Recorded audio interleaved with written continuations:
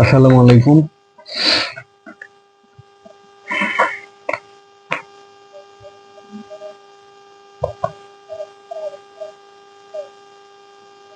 তো আজকে কথা বলতে চাচ্ছি ফোর্থ ইয়ারের ক্রিটিসিজম নিয়ে। তো অনার্স ফোর্থ ইয়ারে ক্রিটিসিজম এটাকে একটু টাফ মনে হয়।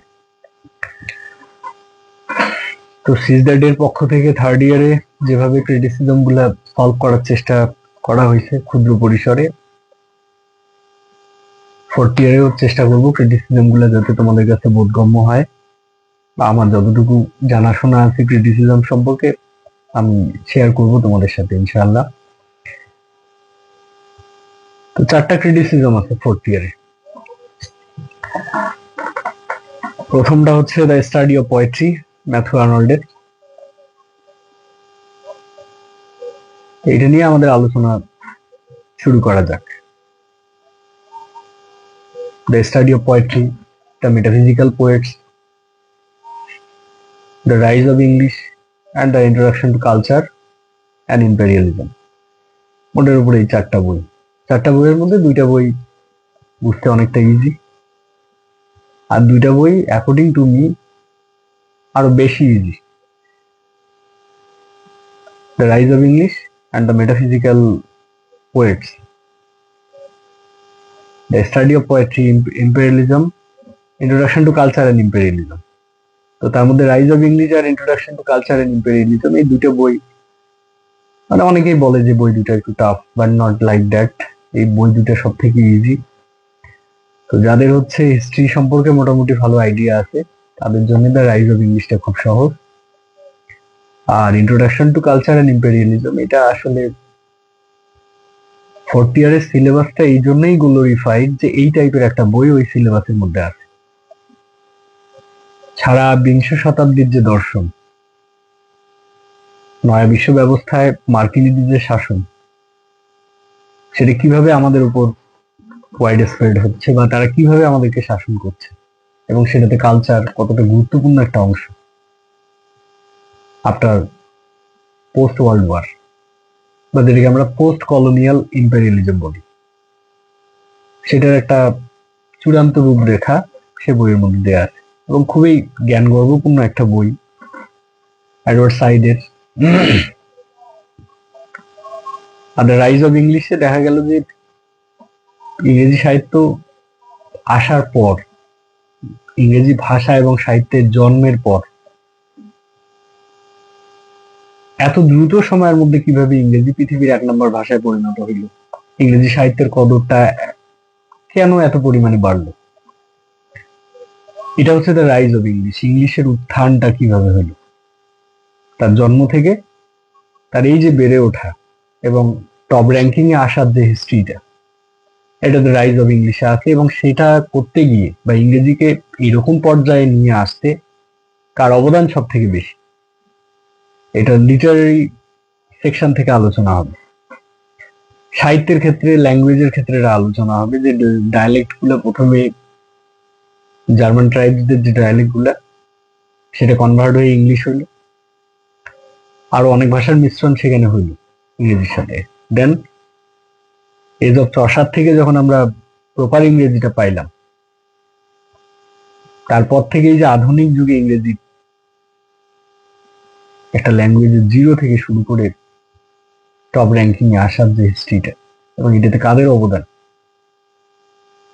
সব থেকে বেশি, টেরি ইগলটনের ফোকাসিং পয়েন্ট হচ্ছে দ্য রাইজ অফ ইংলিশ, এই ব্যাপারগুলো। তারপর মেটাফিজিক্যাল পোয়েটসে টি.এস. ইলিয়ট মানেই তো মডার্ন এজের কিং বলা হয় তাকে, দ্য মোস্ট এক্সপেক্টেড জেন্টলম্যান। ইংরেজি সাহিত্যের অন্যতম কিংবদন্তি টি.এস. ইলিয়ট। উনি দেখাবে যে মেটাফিজিক্সদেরকে রেস্টোরেশন পিরিয়ড থেকে যে নেগলিজেন্সটা দেয়া হয়েছে, সেই নেগলিজেন্সটার যোগ্য আদৌ কি তারা।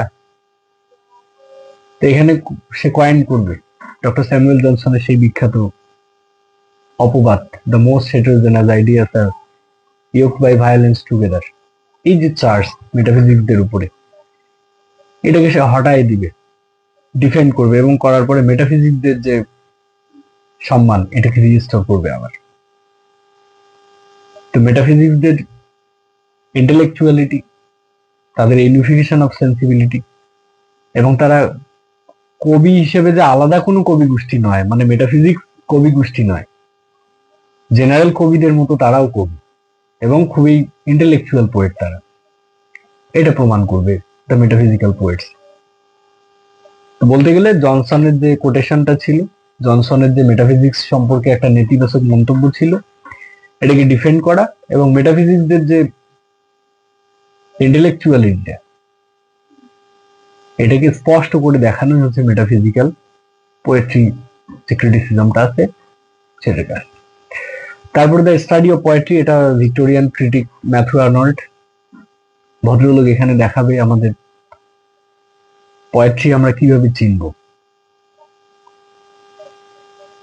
তিনি এখানে মানদণ্ড হিসেবে ক্লাসিক যে পোয়েটরা আছে তাদের সাহিত্যকর্মগুলোকে নিবে, সেই সাথে মডার্নিজের যে সাহিত্যকর্মগুলো আছে বা কবি যারা আছে তাদের সাহিত্যের কোয়ালিটিস আলোচনা করবে। এছাড়াও এখানে আরো টুকটাক অনেক বিষয়ের আলোচনা আছে, ছোটখাটো অনেক বিষয় এই বইয়ে। সব থেকে বেশি ছোট ছোট আলোচনা আছে দ্য স্টাডি অফ পোয়েট্রিতে। তো প্রত্যেকটা জিনিস যদি বুঝে পড়া যায় তাহলে অবশ্যই এটা অনেক সুন্দর, আমার কাছে ভালো লাগছে। ঠিক আছে, তো আমরা স্টাডি অফ পোয়েট্রি থেকেই শুরু করি। The study of poetry written by Matthew Arnold. এই ম্যাথু আর্নল্ড সম্পর্কে আমরা থার্ড ইয়ারে ভিক্টোরিয়ান পোয়েট্রিতে ব্যাপক আলোচনা করে আসছি। আপাতত এটা জানলেই চলবে যে Matthew Arnold belongs to the Victorian period.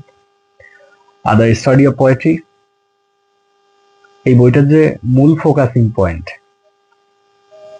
সেটা হচ্ছে দুইটা ব্যাপার বড় পরিসরে আমাদের পড়তে হবে, যে পোয়েট্রিকে জাজ করার জন্য এস্টিমেট,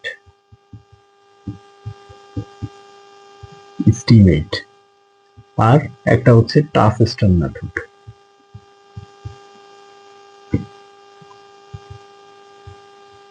এই দুটা হচ্ছে বড় পরিসরের বিষয়। ওই টাসেস্টন মেথড, টাসেস্টন বলতে আমরা কোষ্ঠী পাথরকে বুঝি, আর মেথড মানে পদ্ধতি। তো এই টাসেস্টনটা হচ্ছে এখানে কবিতা জাজমেন্ট করার ক্ষেত্রে ব্যবহার করা হবে। Touchstone is a stone which use to check the purification of a gold. একটা স্বর্ণের বিশুদ্ধতা পরীক্ষা করতে টাসেস্টন ব্যবহার করা হয়।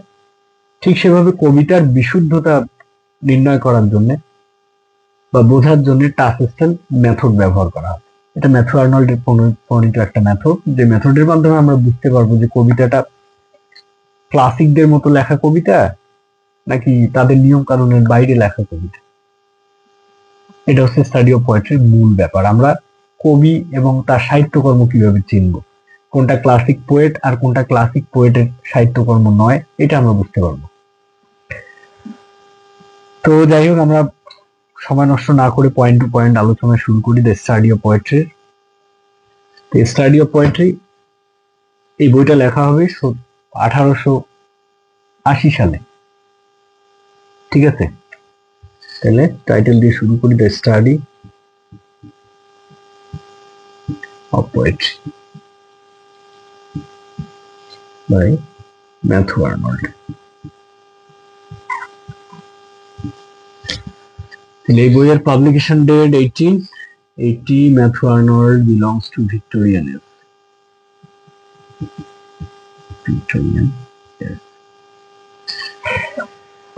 তাহলে প্রথমত it is a critical essay. প্রশ্ন আসে what type of book the study of poetry, সেটার অ্যান্সার দিতে হবে it is a critical essay written by Matthew Arnold which published in 1880। তাহলে এখানে কে লেখে, এটা কোন ধরনের বই, কত সালে পাবলিশ হয়, তিনটা প্রশ্নের উত্তর একটা পয়েন্টে করা আছে। এই স্টাডি অফ পোয়েট্রি এই বইটা কেন লিখলো, what is the purpose of writing this book, এই বই লেখার উদ্দেশ্য কি ছিল ম্যাথু আর্নল্ডের। এটার পয়েন্টে আমরা যদি দেখি, on the request of T H. Ward. T H. Ward একজন ভদ্রলোক যিনি একজন পাবলিশার ছিলেন। তো এনারই রিকোয়েস্টে কি করতো? Arnold wrote this critical writing as a general introduction. It is the first published criticism. তাহলে এই স্টাডি অফ পোয়েট্রি এটা একটা বইয়ের ক্রিটিসিজম মানে ইন্ট্রোডাকশন পার্ট ছিল।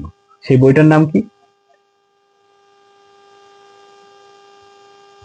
The publisher of English poets. T H. Ward কি ছিল? উনি এমন একটা মানে বই লিখছে যেখানে ইংরেজি কবি যারা আছে, ইংরেজ কবি, এদের জীবন বৃত্তান্ত ছিল বেশ কয়েকজনের। তো এই যে ইংলিশ পোয়েটদের যে জীবনী, তাদের সাহিত্যকর্মের মানদণ্ড, এগুলো নিয়ে কাজ করে টি.এইচ. ওয়ার্ড। টি.এইচ. ওয়ার্ড এইরকম একটা বই লিখে ম্যাথু আর্নল্ডকে বললো যে স্যার আমাকে এই বইয়ের একটা ইন্ট্রোডাকশন লিখে দেন বা একটা প্রিফেস লিখে দেন, রিকোয়েস্ট করে তাকে। তখন Matthew Arnold the publisher of English poets, এই যে বইটা আছে এই বইটার একটা ইন্ট্রোডাকশন হিসাবে দ্য স্টাডি অফ পোয়েট্রি লেখে। ঠিক আছে? তাহলে on the request of T.H. Ward, the publisher of English poets, Arnold wrote this critical writing as a general introduction. It is the first published criticism. এবং এই যে বইটা Victorian পোয়েট্রিতে, এটা হচ্ছে প্রথম প্রকাশিত সাহিত্য সমালোচনামূলক বই। তারপরে এখানে ছোট্ট একটা পয়েন্টে বলা আছে, একটা ব্রিফ কোশ্চেন আছে এরকম, what is the role of English criticism?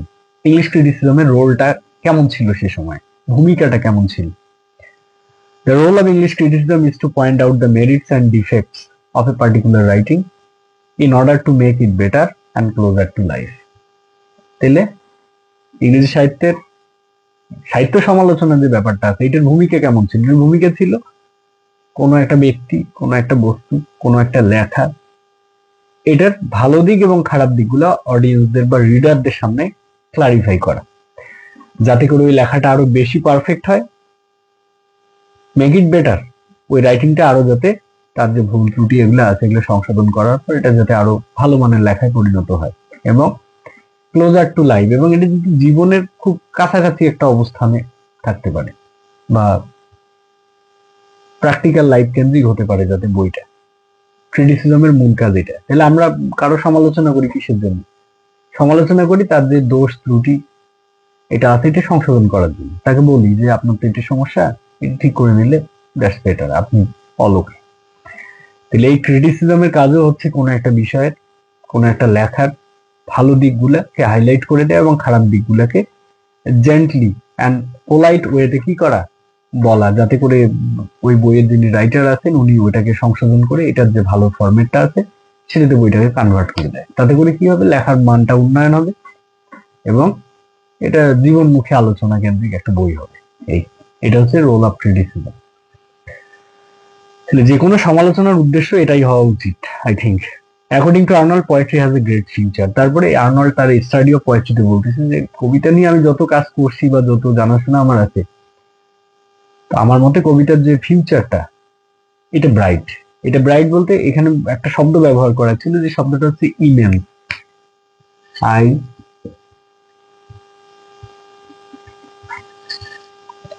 Immense, এই ইমেন্স শব্দের অর্থ হচ্ছে, এটা আসে পরীক্ষায়, what do you mean by the word immense? Immense that means very large, very. তাহলে পোয়েট্রির যে ফিউচারটা আছে এটা কেমন? ভেরি লার্জ, ভেস্ট, বিশাল, এটার ভবিষ্যৎ ভালো। এটা প্রশ্ন আসে, according to Arnold what is the future of poetry? তাহলে আমরা কি বলবো? According to Arnold the future of poetry is immense that means very large. এইটুকু দিলেই আনসারটা হয়ে যাবে ব্রিফ। ঠিক আছে? তারপরে আর্নল্ড পোয়েট্রির গবেষণা করে দেখলো যে what is most important for writing poetry. কবিতা যদি লিখতে যাই তাহলে মোস্ট ইম্পর্টেন্ট ব্যাপারটা কি? ঠিক আছে, তাহলে মোস্ট ইম্পর্টেন্ট ব্যাপারটা অ্যাকর্ডিং টু আর্নল্ড বলতেছে, for poetry the idea is everything. বলতেছে একটা আইডিয়া কবিতার সবকিছু। ভালো আইডিয়া না থাকলে ভালো কবিতা লেখা যাবে না। Poetry is based on ideas. সোজা কথায় যদি আমরা বলতে যাই যে কবিতার জন্য প্রথমত কি প্রয়োজন হবে? কবিতার জন্য প্রথমত আইডিয়ার প্রয়োজন হবে, আইডিয়াস লাগবে। এই আইডিয়াস গুলোকে আমরা কি করবো? আর্টিস্টিক্যালি রিপ্রেজেন্ট করলে, মিটার, রাইম এগুলো মেনটেন করলে সেটা একটা ভালো কবিতা হয়ে যাবে। তারপরে এখানে আইডিয়ার সঙ্গে আরেকটা শব্দ জুড়ে দেওয়া হবে, idea and illusion. Idea and, এই দুইটা শব্দের তারতম্য দেখানো আছে এইখানে the study of poetry. Idea and illusion দুইটা শব্দ আছে, দুইটা শব্দের পার্থক্য আমরা দেখব। তাহলে আইডিয়া এবং ইলিউশন দুইটা শব্দের অর্থ এটা, মানে আইডিয়া মানে পরিকল্পনা, ইলিউশন মানে রূপক, মানে মোটামুটি সেম আইডিয়া। আমরা যেমন থার্ড ইয়ারে এসটি কোলোরিজের ফ্যান্সি অ্যান্ড ইমাজিনেশনের যে কনসেপ্টটা ছিল, লাইক দ্যাট, একদম সেম কনসেপ্ট। তাহলে আইডিয়াসটা কি জিনিস? Idea is a thought. Idea হচ্ছে মানুষের এমন একটা ভাবনা ইন দ্য মাইন্ড। তাহলে ভাবনা তো মনের মধ্যে আসে, মনের এমন একটা ভাবনা দ্যাট এক্সিস্ট ইন রিয়েলিটি। তাহলে যে ভাবনাগুলা বাস্তবে এক্সিস্ট করে বা বাস্তব ঘটনা কেন্দ্রিক যে চিন্তা ভাবনা, এগুলোকে বলা হচ্ছে আইডিয়া। সোজা কথায় আইডিয়া দ্যাট মিনস কি? Thought in mind that exist in reality. তাহলে এটা হচ্ছে রিয়েল থট। এটা রিয়েল থটটাকে বলা হচ্ছে আইডিয়া। তার মানে রিয়েল থট যদি হয় আইডিয়া, তাহলে ইলিউশন হবে অ্যাবস্ট্রাক্ট থট, বোঝাই যাচ্ছে। তাহলে illusion is something which doesn't exist in reality. তাহলে ইলিউশন এমন একটা ব্যাপার যেটা আসলে রিয়েলিটিতে এক্সিস্ট করে না, সোজা কথা। তাহলে আমরা যদি ইমাজিনেশন এবং ফ্যান্সির ব্যাপারটা দেখি, তাহলে আইডিয়ার সাথে ফ্যান্সির মিল আছে। কারণ ফ্যান্সি বাস্তব জীবনের যে আলোচনাগুলো, মেমোরি অফ দ্য পাস্ট, অতীতের যে ব্যাপারগুলো সেগুলোকে রিমাইন্ডার দেওয়ার নাম হচ্ছে ফ্যান্সি। তাহলে বাস্তবে যা ঘটে সেটা নিয়ে বিভিন্ন পরিকল্পনা করাকে বলা হচ্ছে আইডিয়া। দ্যাট মিনস কি? পোয়েট্রি যখন আমরা বাস্তব ঘটনার আলোকে কবিতাগুলো লিখবো, তখন ওই কবিতাটা হবে আইডিয়া বেস কবিতা। আর যখন আমরা অ্যাবস্ট্রাক্ট বেস কোনো কিছু লিখবো বা বাস্তবে এক্সিস্ট করে না এমন কিছু নিয়ে আমরা যখন লিখবো, তখন ওই কবিতাটা ওইটাতে কিসের ব্যবহার থাকবে? ইলিউশনের ব্যবহার থাকবে। তাহলে illusion is something that doesn't exist in reality. তাহলে ইলিউশন ব্যাপারটা কি হচ্ছে? যেটা বাস্তবেও মানে এক্সিস্ট করে না, বিদ্যমান নাই। যেমন অ্যাবস্ট্রাক্ট আইডিয়াস গুলো, লাভ, সোল, গড, ডেথ, ইমর্টালিটি। এছাড়াও মিথোলজিক্যাল অনেকগুলো টার্ম আছে, মিথোলজিক্যাল অনেকগুলো স্টোরি আছে যে ব্যাপারগুলো আসলে এক্সিস্ট করে না। এই টাইপ যে কবিতাগুলো, এগুলোকে বলা হচ্ছে ইলিউশন। তাহলে আইডিয়া এবং ইলিউশন এই দুইটা ব্যাপার, যেহেতু ম্যাথু আর্নল্ড হচ্ছে একজন ভিক্টোরিয়ান ক্রিটিক, আমাদের বুঝতে হবে Victorian critic that means practical minded personality. তাহলে তার কাছে তো আইডিয়া প্র্যাকটিক্যাল মাইন্ডেড বলতে সে তো রিয়েলিটিতে বিশ্বাস করবে, কোনো অ্যাবস্ট্রাক্ট আইডিয়াস গুলোকে সহজে সে বিশ্বাস করতে চাইবেন। এই জন্য তার কাছে idea is everything for poetry. একটা ভালো পোয়েট্রি লিখতে গেলে একটা ভালো আইডিয়া এটা লাগবে প্রথমত। অনেকগুলো আইডিয়াস গ্যাদার করেও একটা ভালো সাহিত্যকর্ম তৈরি করা যেতে পারে, বাট নট ইলিউশন। তার মতে ইলিউশনে ওইটার ব্যবহারটা ঠিকঠাক ভাবে আসবে না। তাহলে আমরা দুটো শব্দ আইডিয়া এবং ইলিউশন, এই দুটো শব্দের পার্থক্য আমরা হয়তো এখন করতে পারবো। তাহলে idea is a thought in mind. Idea হচ্ছে মনের মধ্যে ওই সমস্ত চিন্তা ভাবনা দ্যাট এক্সিস্ট ইন রিয়েলিটি, যেটা বাস্তবে এক্সিস্ট করে। আর ইলিউশন কোনটা? Illusion is also a thought in mind. এটাও একটা মনের মানসিক চিন্তা that doesn't exist in reality, এবং সেটা রিয়েলিটিতে এক্সিস্ট করবে। দ্যাট মিনস কি? Abstract thinking. অ্যাবস্ট্রাক্ট যে থিঙ্কিং গুলো আছে, যেগুলো আসলে হাই ইমাজিনেশন বা অতি প্রাকৃতিক যে ব্যাপারগুলো আছে, সুপার ন্যাচারাল যে থিংস গুলো আছে, এগুলো বলা হচ্ছে ইলিউশন। তাহলে এখান থেকে প্রশ্ন হয়, ডিফাইন আইডিয়া অ্যান্ড ইলিউশন। আবার এটার কন্ট্রাস্টও করতে বলতে পারে, ঠিক আছে। তারপরে স্টাডি অফ পোয়েট্রিতে ম্যাথু আর্নল্ড আনকনশিয়াস পোয়েট্রি বলতে কি বুঝি, এই ধরনের একটা শব্দের সঙ্গে আমরা পরিচয় হতে পারবো এই বইয়ের মধ্যে। তাহলে unconscious, what do you mean by unconscious poetry? এই বইয়ে মানে আমি পার্ট বাই পার্ট যাচ্ছি, ছোট ছোট আলোচনাগুলো শেষ করে বড় আলোচনাটাতে যাবো, যাতে আমাদের ওই আলোচনাগুলো এটা বুঝতে সুবিধা হয়। তাহলে unconscious poetry means the poetry which based on human hope. মানুষের আশা ভরসা, মানুষের চিন্তা, এগুলোকে কেন্দ্র করে যে কবিতাগুলো লেখা হয় সেটাকে বলা হচ্ছে আনকনশিয়াস পোয়েট্রি। বলতে পারবো unconscious poetry based on human hope, মানুষের যে অপটিমিজম, এই অপটিমিজমটাকে কেন্দ্র করে যে কবিতা লেখা হয় সেটাকে বলা হচ্ছে আনকনশিয়াস পোয়েট্রি। তারপরে according to Arnold, philosophy is the shadow and dream and false show of knowledge. আর্নল্ডের মতে ফিলোসফি কি জিনিস, দর্শনটা কি জিনিস। তো দর্শন বলতে আমরা কি বুঝি? আমরা বুঝি টোটাল অ্যাবস্ট্রাক্ট আইডিয়াস গুলা বা পৃথিবীর যে নিগূঢ় রহস্য, এই সৃষ্টি তত্ত্বের যে নিগূঢ় রহস্য, স্রষ্টার যে রহস্য, এগুলো নিয়ে কাজ করা, এটাকে বলি আমরা দর্শন। আর এগুলো নিয়ে যারা কাজ করে তারা হচ্ছে দার্শনিক। এই দর্শন সম্পর্কে ম্যাথু আর্নল্ডের একটু নেগেটিভিটি আছে।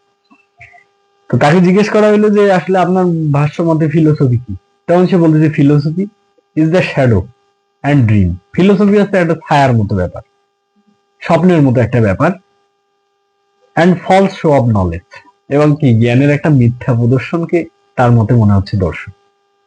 তাহলে সোজা কথা আমরা দর্শন কি কি বলতে পারি? False show of knowledge. এটা not like from our side, এটা আমাদের সাইড থেকে না, ম্যাথু আর্নল্ডের সাইড থেকে দর্শনটা তার কাছে একটু অন্যরকম ব্যাপার, মানে এটা একটু হাস্যকর ব্যাপার তার কাছে। সে এটা কি সরাসরি কি বলতেছে? False show of knowledge. তারপরে সে বলতেছে শার্লেটানিজম, যেটা এই বইয়ের ব্যবহৃত খুবই গুরুত্বপূর্ণ একটা টার্ম, যে টার্মটা সম্পর্কে প্রায় কোশ্চেন আসে, এটা ব্রিফেও আসে, শর্টেও আসে। তাহলে শার্লেটানিজমটা কি জিনিস আমরা এটা একটু দেখবো। শার্লেটানিজম,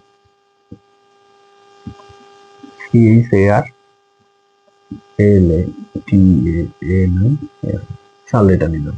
এই শার্লেটানিজম, এই শব্দের ভালো অর্থ হচ্ছে প্রিটেনশন।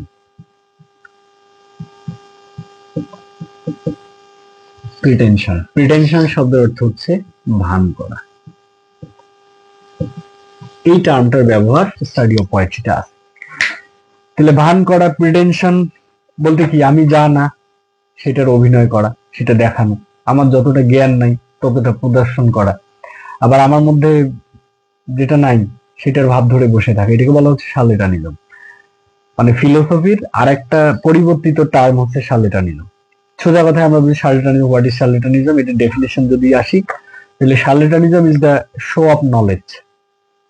Show of knowledge, show off করা মানে কি? দেখানো। জ্ঞান নাই কিন্তু জ্ঞানই দেখানো নিজেকে, এমন হাব ভাব দিয়ে বসে থাকা, মনে হচ্ছে আমি অনেক কিছু জানি, বাট আই ডোন্ট নো, আমি কিছুই জানি না, এইরকম যে একটা ভান করার যে অবস্থা, এটাকে বলা হচ্ছে শার্লেটানিজম। তাহলে charlatanism is the show of knowledge where actually there is no true knowledge.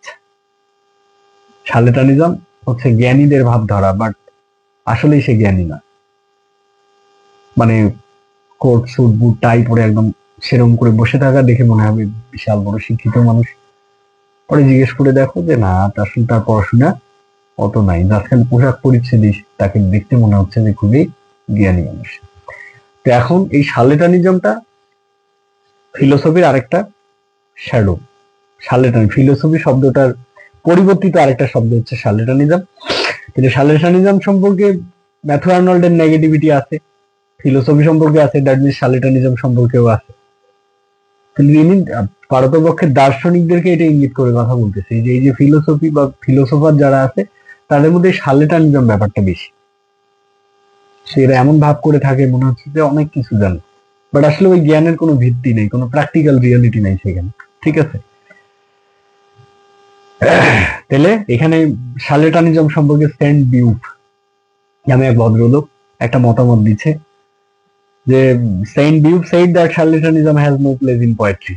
Saint Beuve বলতেছে যে পোয়েট্রির ক্ষেত্রে কেউ যদি বা কোনো কবি যদি শার্লেটানিজম ব্যবহার করে, শো অফ নলেজটা ব্যবহার করে, তাহলে এটার কোনো জায়গা কবিতাতে হবে না, বা সেটা কোনো ভালো মানের কবিতা হতে পারে না।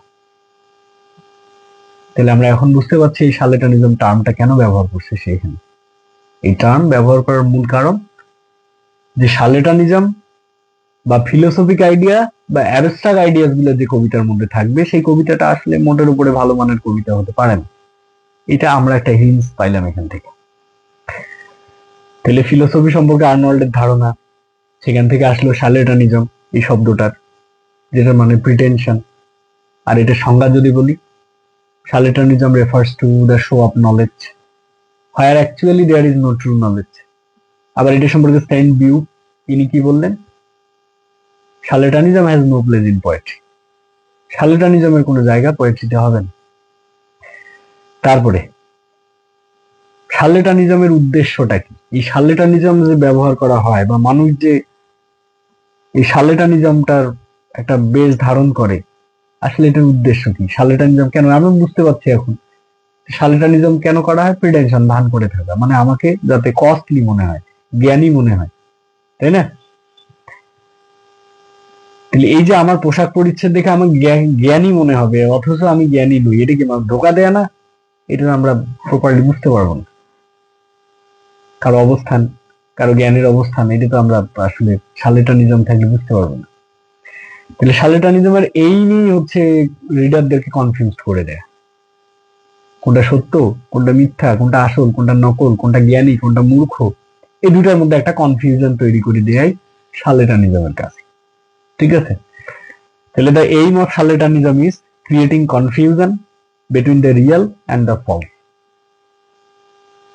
বাস্তব এবং মিথ্যা, এই দুইটার মধ্যে একটা কনফিউশন তৈরি করাই হচ্ছে শার্লেটানিজমের কাজ। তাহলে যে কবিতার মধ্যে শার্লেটানিজম ব্যবহার করা থাকবে, সেই কবিতাটা পড়তে গেলে রিডারদের মধ্যে একটা কনফিউশন তৈরি হবে যে আসলে কোনটা আসল, কোনটা নকল, এটা সত্যি নাকি মিথ্যা।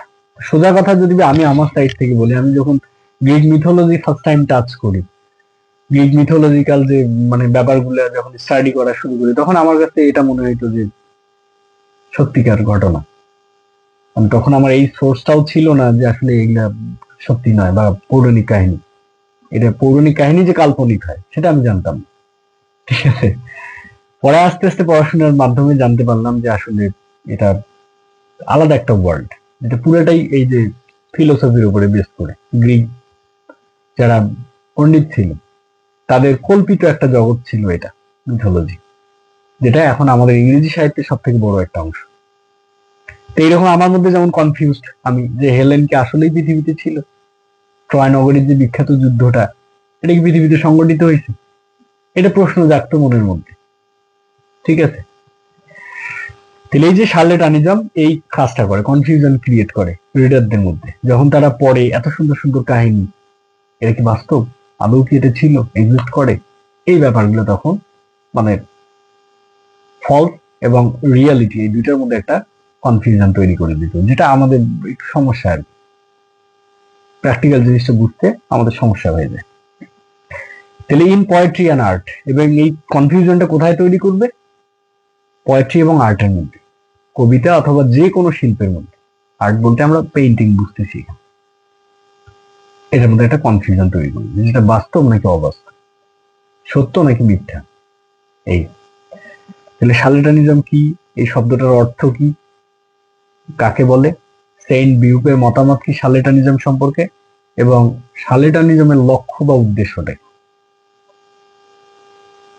টোটাল ব্যাপারটা দাঁড়াচ্ছে এগুলা। তাহলে এই যে অনেকগুলো যে খন্ড খন্ড ব্যাপার আমরা পাইলাম এখানে, ক্রিটিক্যাল এসেটা কার লেখা, উনি কোন এজে বিলং করতো, কত সালে পাবলিশ হয়েছে, এবং এই বইটা লেখার জন্য কে তাকে অনুরোধ করে, অনুরোধ করা ব্যক্তি কে ছিল, তার লেখা বইটার নাম কি, the publisher of the English poets. এইটারই একটা ইন্ট্রোডাকশন হিসেবে the study of poetry Matthew Arnold লেখে, এবং সেটা পাবলিশ হয় কত সালে? 1880 সালে। তারপরে উনি প্রথমেই বললো যে এই যে সাহিত্য সমালোচনার যে ব্যাপারটা, এটার রোলটা কি আসলে? এটার রোলটা হচ্ছে কোনো একটা লেখার ভালো দিক খারাপ দিক তুলে ধরা, যাতে করে ওই লেখাটার খারাপ দিকগুলা রাইটার সংশোধন করে নিতে পারে এবং লেখাটা আরো বেটার হয় এবং এটা বাস্তব সম্মত মনে হয়। এটা হচ্ছে ক্রিটিসিজমের রোল। তারপরে আর্নল্ডের মতে যে কবিতার যে ফিউচার, এই ফিউচারটা কেমন? যেমন আমরা দেখলাম যে পোয়েট্রির ফিউচারটা হচ্ছে ইমেন্স। এই ইমেন্স শব্দটার অর্থ কি? ইমেন্স মানে হচ্ছে ভেরি লার্জ। তারপরে পোয়েট্রির জন্য কোন জিনিসটা সব থেকে গুরুত্বপূর্ণ? সেখানে আমরা পাইলাম ideas is everything, ideas are everything for poetry, বা idea is everything for poetry. কবিতা লিখতে গেলে আইডিয়ার দরকার আছে, এটা লাগবে।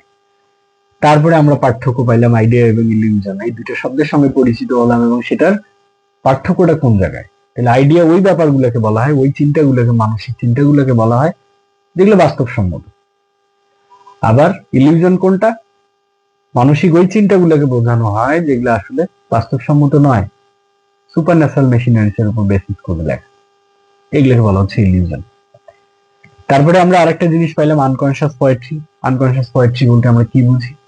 তাহলে যে কবিতাগুলা বেস্ট অন হিউম্যান হোপ, মানুষের আশা আকাঙ্ক্ষার কথা বলে, মানুষের অপটিমিজমটাকে রিপ্রেজেন্ট করে, সেই কবিতাগুলোকে বলা হচ্ছে আনকনশিয়াস পোয়েট্রি। যেমন আমরা ব্রাউনিং এর কবিতাগুলো যদি দেখি, ভিক্টোরিয়ান যে রবার্ট ব্রাউনিং, ওনার ম্যাক্সিমাম কবিতার মধ্যে অপটিমিজম আছে, তাই না? The patriot, last ride together, Fra Lippo Lippi, Andrea del Sarto, প্রত্যেকটা কবিতার মধ্যে অপটিমিজম আছে।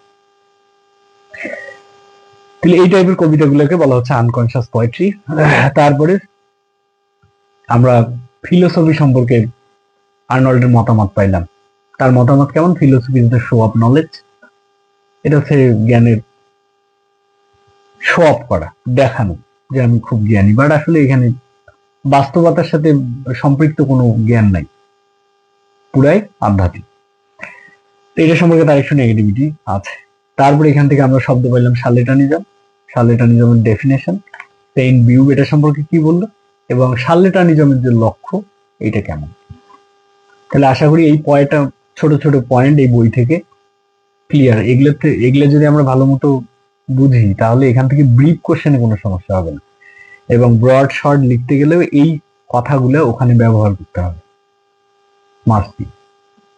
তাহলে স্টাডি অফ পোয়েট্রি রিলেটেড কথাবার্তা অবশ্যই ওই রিলেটেড মানে টপিক গুলো থেকে হইলেই তখন কোশ্চেনটা দেখতে বেশি মানসম্মত হবে। আশা করি এই অংশটা বুঝাইতে পারলাম।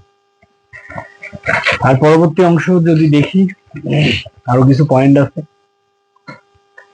According to Arnold, poetry is the criticism of life under the conditions fixed for such a criticism by the laws of poetic truth and poetic beauty. এবং this is the main point of this book. তাহলে এখন আর্নল্ডের মধ্যে কবিতা কাকে বলে? What is poetry? তাহলে Arnold সোজা বলতেছে poetry is the criticism of life. Poetry is the criticism of life. এটা গেল ফার্স্ট সেগমেন্ট। কবিতা হচ্ছে জীবনের ভালো এবং মন্দ নিয়ে যা লেখা হয় সেটাই কবিতা, ঠিক আছে? Poetry is the criticism of life. তারপরে কি বলতো? Under the conditions fixed for such a criticism. Under the condition কি বললো এখানে? ফিক্সড ফর,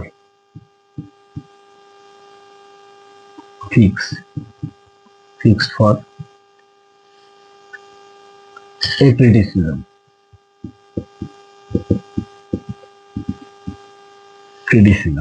এটা আর একটা অংশ, ঠিক আছে? তারপরে এখান থেকে কি আসলো? By the laws of poetic truth,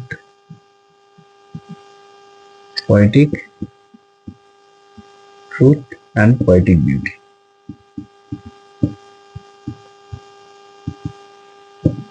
এই যে দুইটা ব্যাপার, এটা হচ্ছে according to Arnold the definition of poetry.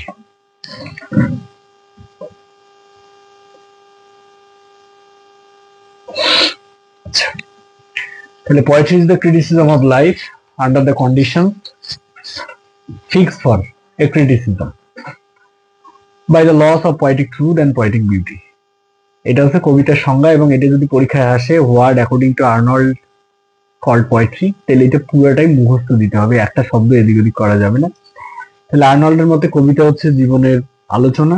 Criticism বলতে আমরা কি বলি? Both good and bad sides of life, জীবনের ভালো এবং খারাপ দিক, জীবনের সুখের সময়, দুঃখের সময়, ঠিক আছে?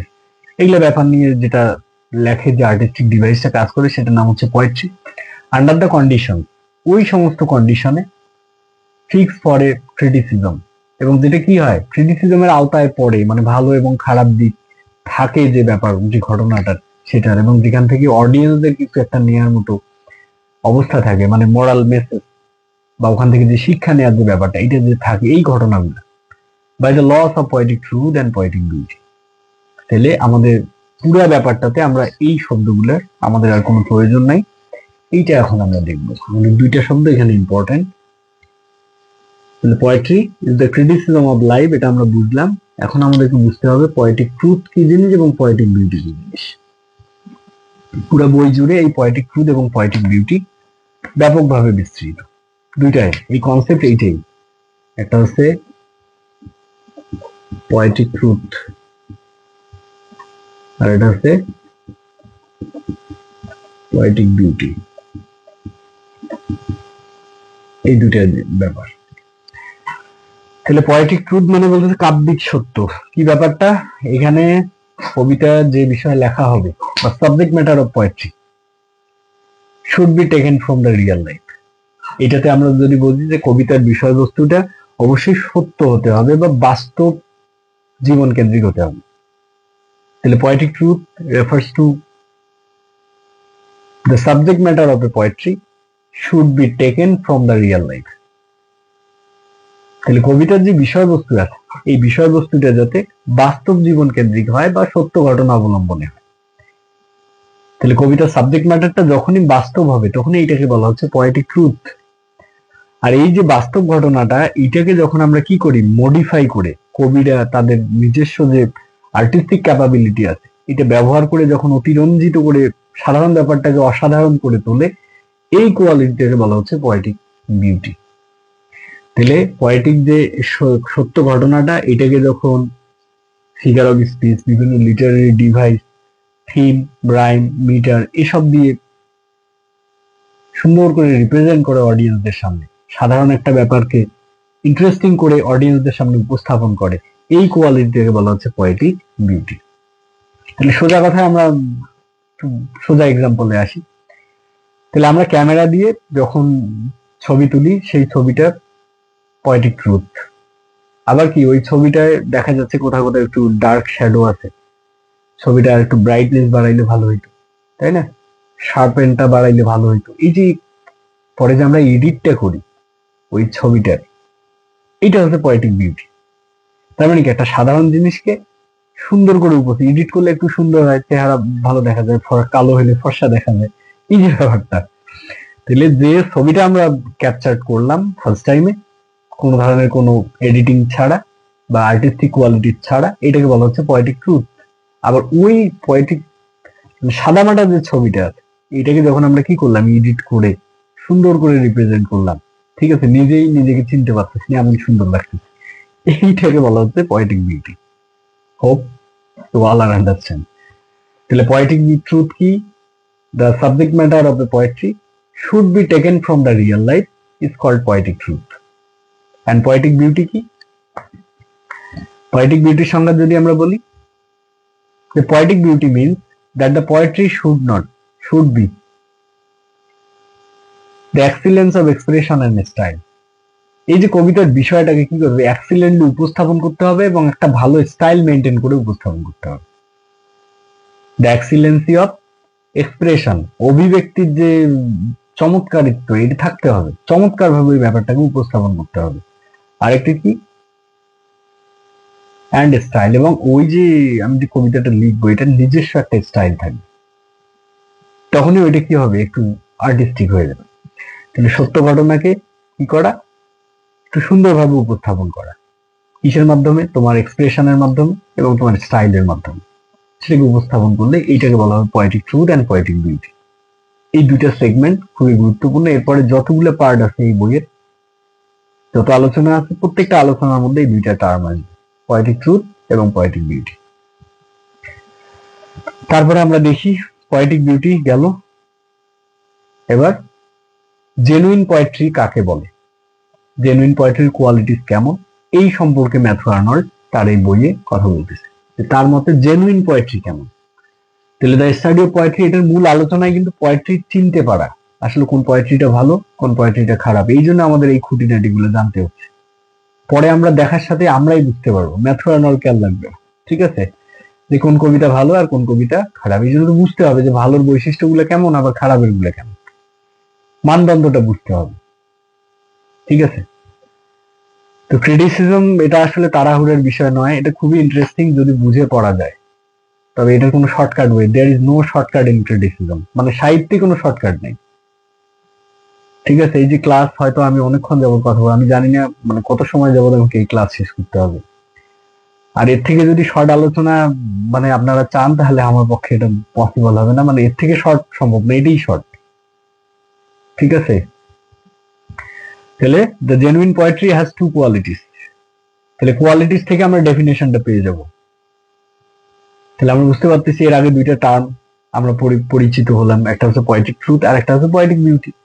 তার মানে আমরা একটা আইডিয়া পেয়ে যাচ্ছি এই দুইটা কোয়ালিটিস যে কবিতার মধ্যে এক্সিস্ট করে তাকে বলা হয় জেনুইন পোয়েট্রি, তাই না? ধারাবাহিক আলোচনা, এটা একটার পর একটা একটার পর একটা, এবং এটা একটা আরেকটার সাথে লিঙ্ক, এটা বুঝতে হবে। এভাবে সিকুয়েন্সিয়ালি মনে রাখলে তখন আর ক্রিটিসিজম কঠিন লাগবে না, সব আলোচনা সুন্দর পারা যাবে। তাহলে জেনুইন পোয়েট্রির দুইটা কোয়ালিটিস, এক নম্বর হচ্ছে poetry should represent the life or nature. এক নম্বর কোয়ালিটিস কি, কবিতা জীবনকে উপস্থাপন করবে অথবা প্রকৃতিকে উপস্থাপন করবে। তাহলে poetry should represent the life, তার মানে কি poetry should represent the life মানে কি, the subject matter of poetry should be taken from the real life, মানে পোয়েটিক ট্রুথ। পোয়েটিক ট্রুথ আর একটা আছে পোয়েটিক বিউটি। লেখাগুলো একটু ছোট হতে পারে, এটা নিয়ে অনেকে চিল্লা হাল্লা করেন, এটার কোনো কারণ নেই, কারণ এখানে শুধু একা আমার দায়িত্ব নাই, আপনারও দায়িত্ব আছে সেটা সুন্দর করে বোঝা, ঠিক আছে? চোখ লাগাই দিয়ে বই খুলে পড়তে হবে ওইটা, রাজার মতো বসে থাকলে ক্রিটিসিজম হবে না, ঠিক আছে? এই পোয়েটিক ট্রুথ এবং পোয়েটিক বিউটির মধ্যে এই যে দুইটা ব্যাপার, এই দুইটা ব্যাপার যে কবিতাটার মধ্যে থাকবে সেটাকে বলা হচ্ছে জেনুইন পোয়েট্রি। Genuine poetry. তাহলে জেনুইন পোয়েট্রির কোয়ালিটি কি কি, পোয়েটিক ট্রুথ এবং পোয়েটিক বিউটি। যদি বলা হয় জেনুইন পোয়েট্রি কাকে বলে, তাহলে genuine poetry is a kind of poetry which contain poetic truth and poetic beauty. যে কবিতা পোয়েটিক ট্রুথ এবং পোয়েটিক বিউটিকে ধারণ করে সেই কবিতাকে জেনুইন পোয়েট্রি বলা হয়। এটার কোয়ালিটিস কি, পোয়েটিক ট্রুথ এবং পোয়েটিক বিউটি। তার মানে কি, সাবজেক্ট ম্যাটারটা রিয়েল লাইফ থেকে হবে, এবং সেটা রিয়েল লাইফের যে সাবজেক্টটা আছে এটাকে এক্সপ্রেশন এবং স্টাইল দ্বারা উপস্থাপন করতে হবে, এটাকে বলা হচ্ছে পোয়েটিক বিউটি বা জেনুইন পোয়েট্রি। তারপরে জেনুইন পোয়েট্রি গেল, এবারে আমরা আসবো qualities of A best poetry according to Arnold. তাহলে বেস্ট পোয়েট্রির কোয়ালিটিস কি, এই পয়েন্টটা খুবই গুরুত্বপূর্ণ, ঠিক আছে? তার মধ্যে এই টার্ম দুইটা আমাদের লাগবে। জেনুইন পোয়েট্রি পাইলাম, এবার বেস্ট পোয়েট্রিতে আসি।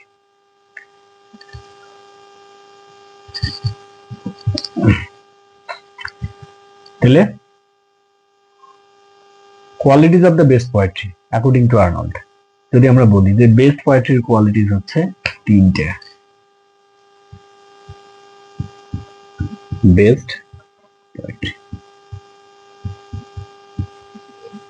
বেস্ট পোয়েট্রির কোয়ালিটি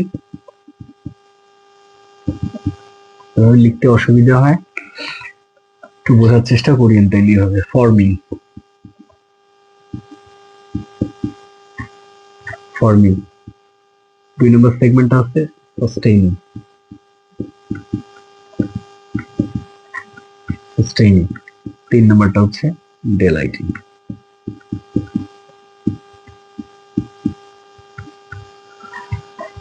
ফর্মিং, সাস্টেইনিং, ডেলাইটিং, এই তিনটা কোয়ালিটিস যার মধ্যে থাকবে, যে কবিতার মধ্যে থাকবে, সেটাকে আমরা বেস্ট পোয়েট্রি বলবো। তাহলে এখন এই তিনটা কাকে বলে, কি জিনিস, সেটা তো একটু বুঝতে হবে। ফর্মিং মানে কি, কবিতার একটা যে কোনো ফরম্যাট থাকবে, অর্থাৎ কবিতাটা আমি লিখবো তার একটা নির্দিষ্ট ফরম্যাট থাকতে হবে, অর্থাৎ এটা হয় সনেট হবে, না হলে ইলিজি হবে, ঠিক আছে, না হলে ড্রামাটিক মনোলগ হবে। এটা নির্দিষ্ট একটা ফরম্যাট থাকতে হবে, কোনো একটা ফর্মে লিখতে হবে, এটা আন্দাজে লিখলে হবে না, যেখানে অথবা অর্ট হবে, লিরিক্স হবে, ঠিক আছে, এরকম একটা নির্দিষ্ট ফরম্যাট থাকতে হবে বেস্ট পোয়েট্রির। তাহলে best poetry has 3 major qualities. First one is forming, second one is sustaining, and third one is delighting. তাহলে ফর্মিং বলতে a poetry must have a format or an specific format, একটা নির্দিষ্ট format অবশ্যই থাকতে হবে তার। তার মধ্যে কবিতার যে সেগমেন্ট গুলো আছে বা কবিতার যে ধরন গুলো আছে, কোন টাইপের কবিতা, ওটা সনেট, ইলিজি, ড্রামাটিক মনোলগ, নাকি তোমার কি বলে ওটাকে লিরিক্স, অর্ট, কোন টাইপের কবিতাটা, নাকি ইলিজি, এটা বুঝতে হবে। তারপরে সাস্টেইনিং, সাস্টেইনিং বলতে সোজা কথা, একটু contain the truth, contain the truth, সত্যকে ধারণ করার ক্ষমতা যে কবিতার মধ্যে আছে, বা সাবজেক্ট ম্যাটারটা যে কবিতার রিয়েল ট্রুথকে ধারণ করে, সেটাকে বলা হচ্ছে সাস্টেইনিং। তাহলে সাস্টেইনিং শব্দের অর্থ, বাংলাটা লিখে দিচ্ছি, সত্যকে ধারণ করা, সত্যকে ধারণ করা, এই ক্ষমতা যে কবিতার আছে বা কবিতার যে বিষয়বস্তুটা এটা যদি রিয়েল লাইফ কেন্দ্রিক হয়, তখন এই ক্যাটাগরিজটাকে বলা হচ্ছে বা এই কোয়ালিটিসটাকে বলা হচ্ছে সাস্টেইনিং। ঠিক আছে? টু কন্টেইন দ্য ট্রুথ, সত্যটাকে কি করা, ধারণ করা। টু রিপ্রেজেন্ট দ্য ট্রুথ, সত্যটাকে উপস্থাপন করা। এই কোয়ালিটিস থেকে এক কথায় যদি আমরা বলি সেটাকে বলা হচ্ছে সাস্টেইনিং। তারপর হচ্ছে ডেলাইটিং। এই যে দুটা সমন্বয়ে কবিতাটা যদি মানুষকে আনন্দ দিতে পারে, মরাল লেসন দিতে পারে, কবিতাটা পড়ে মানুষ যদি কি রিলিফ পায়, ইমোশনাল রিলিফ হয়, তার মধ্যে একটা রিয়েলাইজেশন আসে, তাকে মানসিকভাবে হালকা করে, তখন এটাকে বলা হবে ডেলাইটিং, আনন্দ দেয়া। সোজা কথা, কবিতা মানে পড়াশোনার ফার্স্ট পারপাসটাই হচ্ছে ডেলাইট। তাহলে এই তিনটা কোয়ালিটি যার মধ্যে থাকবে সেটাকে বলা হচ্ছে বেস্ট পোয়েট্রি। তার মানে আমরা এই দেখো পোয়েট্রিক ট্রুথের ব্যাপারটা পাচ্ছি, পোয়েটিক বিউটি এই দুইটার মধ্যে পড়ে। ঠিক আছে? পোয়েটিক ট্রুথ এবং পোয়েটিক বিউটি, এই যে ফর্মিং আর ডেলাইটিং, এই দুটো হচ্ছে পোয়েটিক বিউটির কারণে হবে, আর পোয়েটিক ট্রুথ হচ্ছে এই যে সাস্টেইনিং। ক্লিয়ার? দুইটা টার্ম এখানে হিডেনলি দেয়া আছে, জাস্ট ওই দুইটা টার্মকে অ্যানালাইসিস করলে তিনটা ব্যাপার আসবে। তাহলে forming, sustaining, delighting are the three major qualities of best poetry. তাহলে এখন আমরা ওই একটা কবিতা পড়ার পরে দেখবো যে এই কবিতার মধ্যে এই তিনটা গুণ আছে কিনা, যদি থাকে তাহলে সেটা বেস্ট পোয়েট্রি। এই তো সোজা হিসেব। তারপরে এবার আমরা আসি এস্টিমেট গুলাতে, মূল আলোচনার দিকে আমরা যাচ্ছি। এগুলো হচ্ছে টুকটাক আলোচনা। ঠিক আছে? তাহলে মূল আলোচনায় যদি আসি, তো যা যে poetry Arnold followed the three major estimate. এখন আমরা আসবো এস্টিমেট সম্পর্কে কথাবার্তা। এস্টিমেট বলতে আমরা কি বুঝি?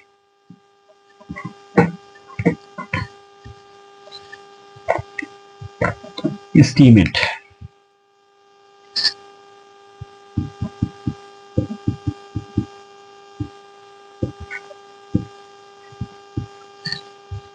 এই এস্টিমেট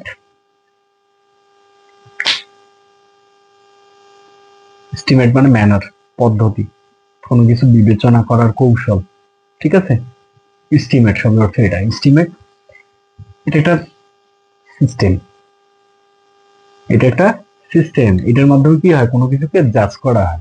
এখন কোনো কিছুকে আমরা কিভাবে জাজ করব, সেই অনুপাতে এস্টিমেট গুলোকে তিন ভাগে ভাগ করা যায়। মানুষের এই যে জাজ করার যে পদ্ধতি, এটাকে তিনটা ভাগে ভাগ করা যায়। আমরা তিন ভাবে কোনো কিছুকে জাজ করি, সোজা কথা। তাহলে তিন ভাবে কিভাবে আমরা জাজ করি সেটার ভিত্তিতে এস্টিমেটকে তিন ভাগে ভাগ করা যাবে। যেমন পার্সোনাল এস্টিমেট, তাহলে আমরা আমার ব্যক্তিগত অভিমত থেকে আমি কোনো কিছুকে জাজমেন্ট করব। ঠিক আছে? তারপরে হিস্ট্রিক্যাল এস্টিমেট, হিস্ট্রিক্যালি কোনো ব্যাপারকে আমি জাজমেন্ট করবো যে ইতিহাস এরকম বলে, বর্তমানে এরকম হওয়া উচিত। তাহলে কোনো কিছুকে আমি যখন জাজমেন্ট দিতে যাবো, হয় আমি ব্যক্তিগত ভাবে দেবো, না হলে ঐতিহাসিক ভাবে দেবো, আর না হলে যেটা সত্য সেই অনুপাতে দেবো।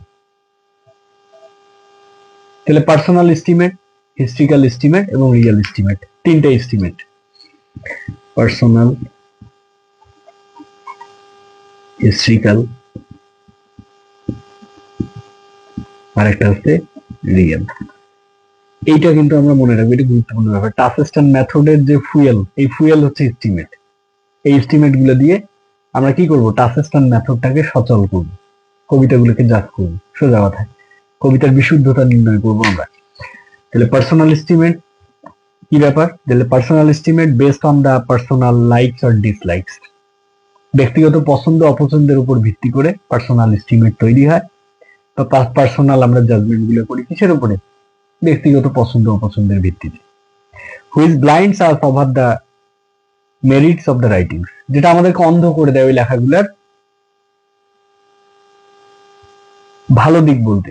যেমন ধরো যে আমার শেক্সপিয়ার পছন্দ, এখন আমাকে যদি বলা হয় যে শেক্সপিয়ারকে ক্রিটিসাইজ করতে হবে বা শেক্সপিয়ারের লেখার খারাপ দিক বলতে হবে, তো শেক্সপিয়ার যাকে আমার পছন্দ তার তো আসলে খারাপ দিক খুঁজে বের করাটা টাফ। আমি যদি পার্সোনালি বলি যে শেক্সপিয়ার মানে আমার কাছে অলৌকিক, কিন্তু আরেকজনের কাছে তো শেক্সপিয়ার মানে খারাপ লাগতে পারে, তার তো খারাপ দিক থাকতে পারে, সেটা তো আমি বলতে পারলাম না, কারণ আমি শেক্সপিয়ারকে পছন্দ করি। তাহলে যাকে আমি পছন্দ করি তার সম্পর্কে খারাপ কিছু আমার সহজে আসবে না। এটা হচ্ছে পার্সোনাল এস্টিমেটের প্রবলেম। এটা দিয়ে আমরা সঠিকভাবে জাজ করতে পারবো না। আমার ব্যক্তিগতভাবে পছন্দ, যেমন আমার লাল কালার পছন্দ, সেই লাল কালার আমার ভালো লাগবে যেখানে দেয়া হয় হোক, ভালো লাগবে, কিন্তু অন্য কারো এটা ভালো লাগবে না। অ্যাকচুয়ালি কি ওটা ভালো দেখা যাচ্ছে না, নাকি আমার পছন্দ, এটা বুঝতে হবে। তাহলে পার্সোনাল এস্টিমেটটা কোনটা? ওই এস্টিমেটটা পার্সোনাল এস্টিমেট যেটা বেসড অন পার্সোনাল লাইকিংস অর ডিসলাইকিংস, ব্যক্তিগত পছন্দ অপছন্দের উপর ভিত্তি করে যে জাজমেন্টটা, এটাকে বলা হচ্ছে পার্সোনাল এস্টিমেট। তাহলে এটা আমাদেরকে কি করে? অন্ধের মতো কোনো কিছুকে সাপোর্ট করতে শেখায়। পছন্দ থাকলে সেটা, অপছন্দ থাকলে তো ওর সম্পর্কে জীবনে ভালো কথা আসবে না, খারাপ কথাই আসবে। যত ভালো করুক খারাপই আসবে।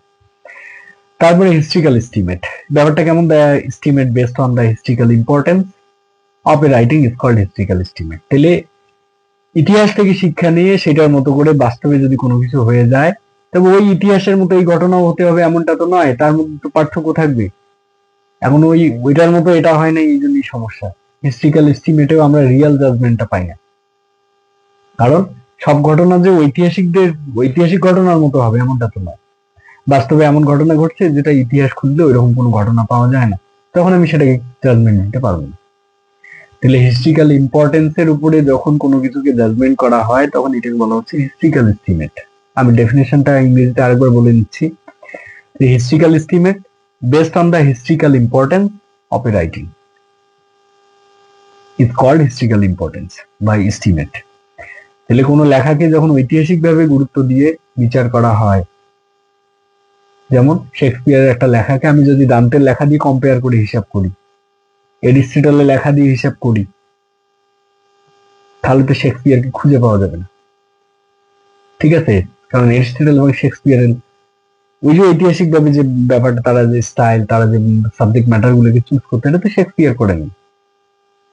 তাহলে শেক্সপিয়ারকে আমি ঐতিহাসিক ভাবে কিভাবে জাজ করবো? হয় ভালো হবে, নাহলে খারাপ হবে, প্রপার জাজমেন্ট আসবে না। এই তারপর হচ্ছে রিয়েল এস্টিমেট। তাহলে রিয়েল এস্টিমেট বোঝা যাচ্ছে প্র্যাকটিক্যাল নলেজ বা অ্যাকচুয়াল জাজমেন্ট, এইটাকে বলা হচ্ছে অ্যাকচুয়াল জাজমেন্ট। যেমন শেক্সপিয়ারের লেখা আমি পছন্দ করি, বাট আমি যদি রিয়েলিটাকে আমি জাজ করি, তাহলে তার কিছু খারাপ দিক অবশ্যই তার লেখার মধ্যে আমার চোখে পড়ছে, সেগুলো আমাকে নির্দ্বিধায় বলতে হবে। তাহলে প্র্যাকটিক্যাল নলেজ যেটা, ন্যায়কে ন্যায় বলা, অন্যায়কে অন্যায় বলা, ভালোকে ভালো বলা, খারাপকে খারাপ বলা, এই যে এস্টিমেটটা, এটাকে বলা হচ্ছে রিয়েল এস্টিমেট। তাহলে আমরা বোঝাই যাচ্ছে, যদি কোনো কিছু জাজমেন্ট আমরা করতে যাই বা ভালো পোয়েট্রি যদি আমরা জাজমেন্ট করতে যাই, তাহলে আমাদের কোন এস্টিমেটটা আমরা লাগাবো? পার্সোনালি আমরা পারবো না, হিস্ট্রিক্যাল দিয়েও আমরা পারবো না, তার মানে আমাদের রিয়েল এস্টিমেটটা হবে টাসেস্ট অ্যান্ড মেথডের ফুয়েল। আমরা টাসেস্ট অ্যান্ড মেথডটা চালাবো কোন এস্টিমেট দিয়ে? রিয়েল এস্টিমেট দিয়ে, মানে ভালোকে ভালো বলবো, খারাপকে খারাপ বলবো, ঠিক আছে? এই গেল তিনটা এস্টিমেট। এই এস্টিমেট হচ্ছে এই বইয়ের বড় একটা চ্যাপ্টার। তাহলে এস্টিমেট কি জিনিস? এস্টিমেট মানে কোনো কিছু জাজ করার যে মাধ্যম বা পদ্ধতি, সেটাকে বলা হচ্ছে এস্টিমেট, ঠিক আছে? তারপর এস্টিমেট তিন প্রকার: পার্সোনাল, যেটা ব্যক্তিগত পছন্দ অপছন্দের উপর বেসিস করে হয়; তারপরে হিস্ট্রিক্যাল, এই হিস্ট্রিক্যাল এস্টিমেটটা হিস্ট্রিক্যাল ইম্পর্টেন্স এর উপর বেসিস করে দেওয়া হয়; আর রিয়েল এস্টিমেটটা পার্সোনাল জাজমেন্ট থেকে দেওয়া হয়, মানে অ্যাকচুয়াল নলেজের উপর বেসিস করে দেওয়া হয়, যে আসলে যেটা সত্য সত্য, যেটা ভালো সেটা ভালো, খারাপ খারাপ, ঠিক আছে? এই হচ্ছে তিনটে এস্টিমেট। তারপরে আমরা আসি টাস্ক সিস্টেম কি জিনিস। তাহলে এগুলা এভাবে পড়ানোর পরও কারো যদি সমস্যা থাকে, আমাকে কমেন্ট করে জানাইলেই হবে, ঠিক আছে? মাথা খারাপ করার কোনো কারণ নেই। টাস্ক সিস্টেম কি জিনিস? তাহলে পরীক্ষায় দুই ভাবেই কোশ্চেন আসে, হোয়াট ইজ টাস্ক সিস্টেম আর what is task system method. Task system আলাদা, আবার টাস্ক সিস্টেম মেথডটা, এটার সংজ্ঞাটা একটু আলাদা, ঠিক আছে? তাহলে টাস্ক সিস্টেম কি? টাস্ক সিস্টেমের বাংলা হচ্ছে কোষ্টি পাথর, যেটা দিয়ে কি করা হয়? স্বর্ণের বিশুদ্ধতা নির্ণয় করা হয়, খাদ নির্ণয় করা হয়, ঠিক আছে? স্বর্ণটা কতটা বিশুদ্ধ, কতটা অবিশুদ্ধ। তাহলে task system method is task system is a stone use to জাজ দ্য পিউরিটি অফ গোল্ড। ভালো করে শুনে নেই, task system is a stone, এটা হচ্ছে একটা পাথর, ইউজ টু, যেটা ব্যবহার করা হয়, জাজ মানে বিচার করতে, দ্য পিউরিটি অফ গোল্ড, স্বর্ণের বিশুদ্ধতা নির্ণয় করতে যে পাথরটা ব্যবহার করা হয়, তাকে বলা হচ্ছে টাস্ক সিস্টেম। এখন আমরা আসি টাস্ক সিস্টেম মেথড, এর সঙ্গে যদি মেথডটা যোগ হয় তখন কি হবে? তাহলে যখনই মেথড যোগ হবে তখনই সংজ্ঞাটা একই থাকবে, জাস্ট এখানে গোল্ডের জায়গায় পোয়েট্রি আসবে। তাহলে touchstone method is a method of comparison, method of comparison between the truly great poets of the past, অতীতের যে ভালো কবিরা আছে তাদের সাথে, উইথ দ্য নিউ পোয়েটস, নতুন যে কবিরা আছে তাদের একটা কম্পারিজন। তাহলে টাসেস্টন মেথডের মাধ্যমে আমরা কি করব, একটা কম্পেয়ার করব কার মধ্যে, the truly great poets of the past, অতীতের যারা সত্যিকার অর্থে মহান কবি ছিল, ভালো কবি ছিল, তাদের সাথে, উইথ দ্য নিউ পোয়েটস, নতুন যে কবিরা আছে তাদের কোয়ালিটিস এর একটা কম্পারিজন করব। এখন কি তাদের ব্যক্তিগত কোয়ালিটিস না, তাদের লেখাগুলোর কোয়ালিটিস কে আমরা কম্পেয়ার করব, in the qualities of their creation or of their writings. আরেকবার আমি বলতেছি, টাসেস্টন মেথড, এটা সংজ্ঞা আসে পরীক্ষায়। Touchstone method is a method of comparison.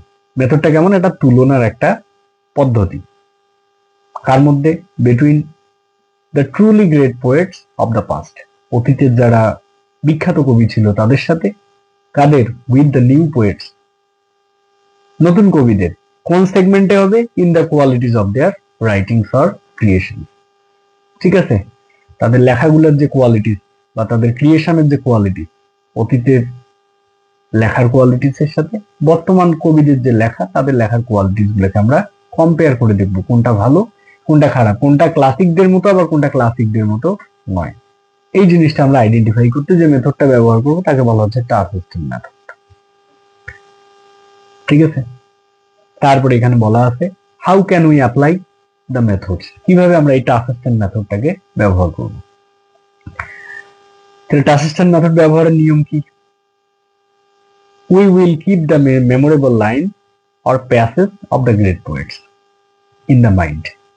টাসেস্টন method ব্যবহারের নিয়ম হচ্ছে, এরকম একটা স্কেল আমরা বসাবো, এই স্কেলে কি থাকবে, অতীতের যে ভালো কবিরা আছে তাদের কবিতার বিখ্যাত বিখ্যাত লাইনগুলা এখানে থাকবে।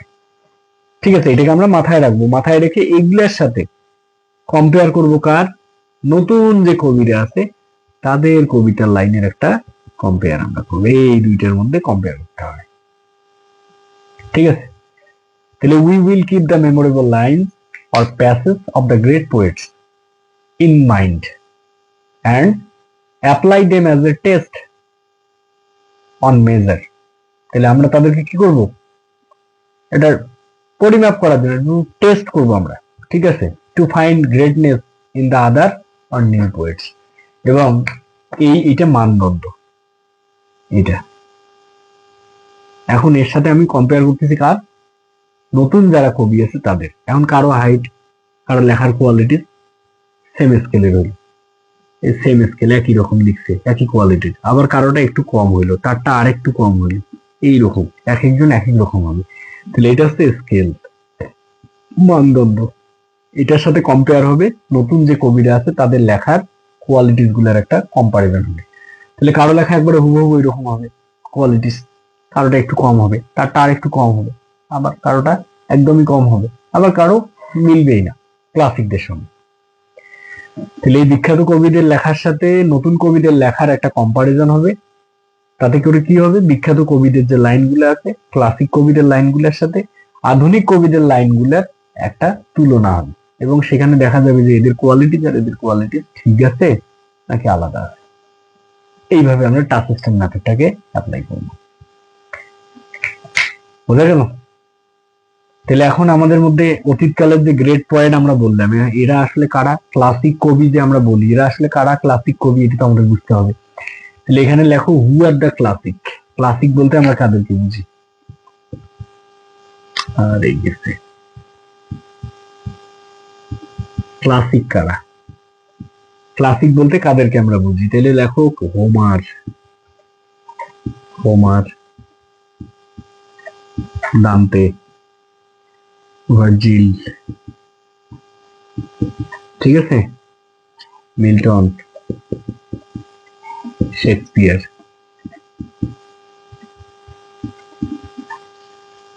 Shakespeare are the truly great poets, truly great poets, এরা হচ্ছে সত্যিকার অর্থে গ্রেট কবি। ঠিক আছে, Homer, Dante, Virgil, Milton, Shakespeare আর the truly great poets of the past. অতীতে এরা হচ্ছে ক্লাসিক কবি।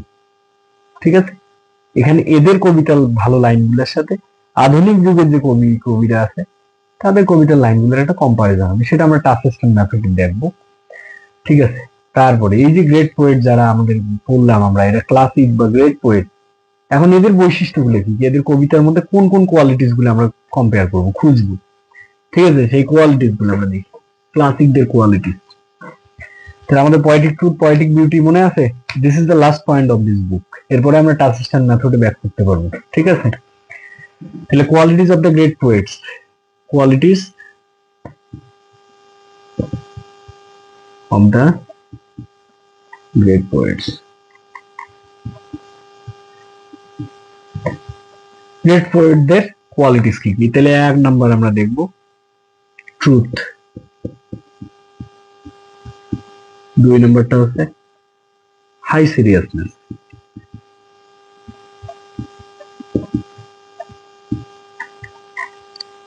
3 নাম্বারটা হচ্ছে serious subject,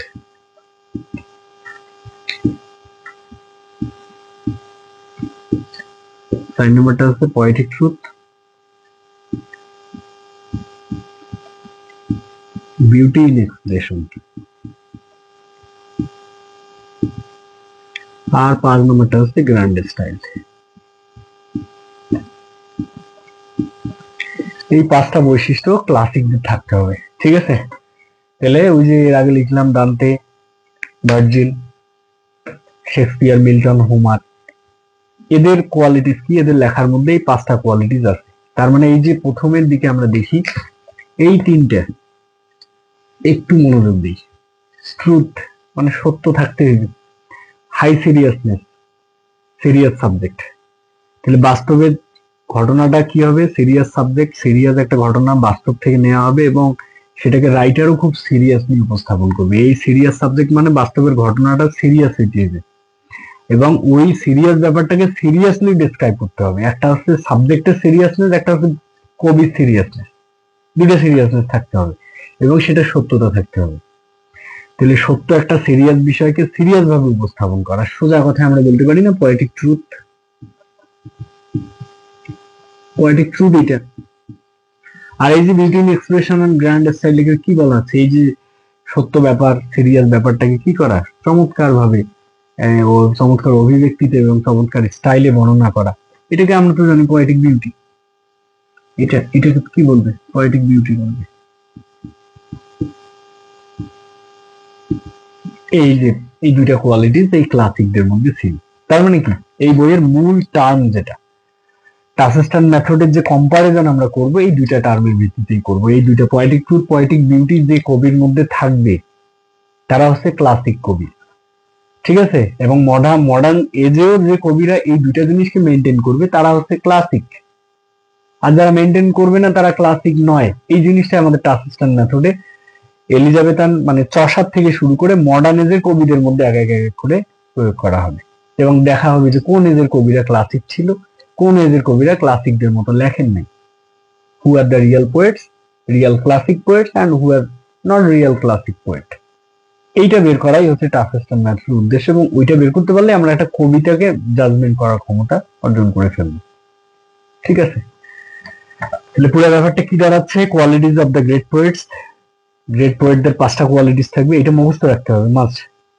truth, high seriousness, serious subject. দুইটা সিরিয়াসনেস এখানে আছে, এটাতে মাথা ঘামানোর কোনো কারণ নাই। যে বিষয়টা আমি লেখার জন্য চুজ করব সেই ব্যাপারটাকে আমার সিরিয়াসলি উপর, মানে ব্যাপার সিরিয়াস হইলে হবে, আমাকে তো সিরিয়াস হইতে হবে।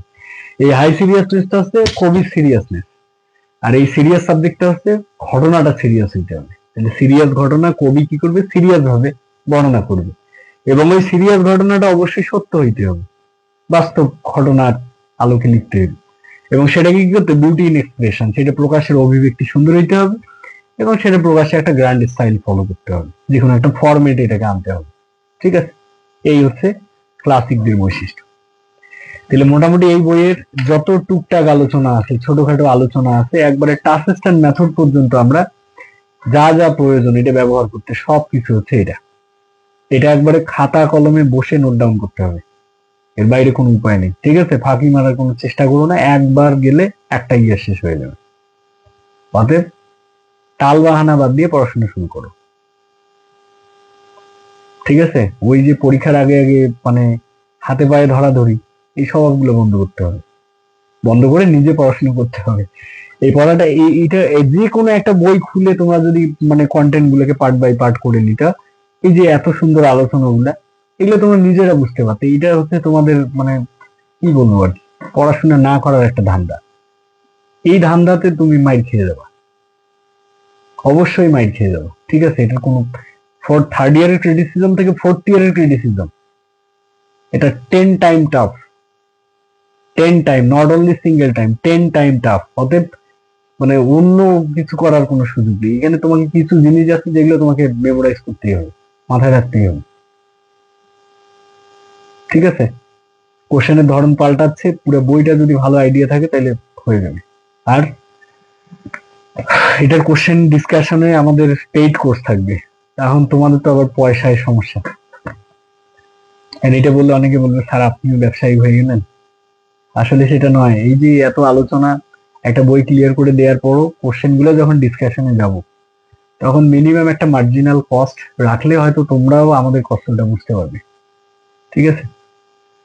ওই কোশ্চেন গুলা ওভাবে দেওয়া হবে কোর্সের মাধ্যমে, খুবই লিমিটেড অ্যামাউন্টে দেওয়া হবে, ঠিক আছে? পার কোর্স মানে 400-500 বেশি হবে না পার সাবজেক্টের কোর্স, ঠিক আছে? বা তার থেকে আরো কম হতে পারে। এটা এখনো রেডি করে নেই, রেডি করে আমি অ্যানাউন্স করে দিলে হয়ে যাবে।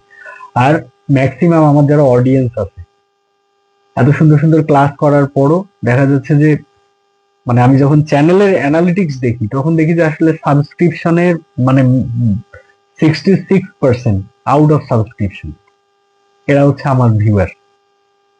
কেন কষ্ট লাগে?